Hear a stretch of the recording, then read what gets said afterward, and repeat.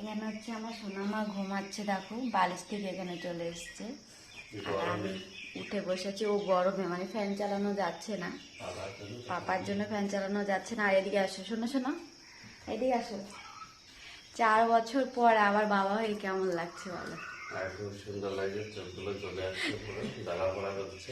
কারণ 4 বছর পরে হচ্ছে আবার নাইট ডিউটি শুরু হয়েছে, বুঝতে পারছো আমাদের অবস্থা। মানে নতুন নতুন মা বাবা যেরকম অবস্থা হয় আমাদেরও সেম কেজি হচ্ছে। আমরা কিন্তু নতুন না, আমাদের আগে এই যে মামাম 4.5 বছরের মামাম আছে, তো 4.5 বছর পরে যখন নাইট ডিউটি শুরু হয় তখন হচ্ছে এই যে চোখ মুখের এই অবস্থা হয়।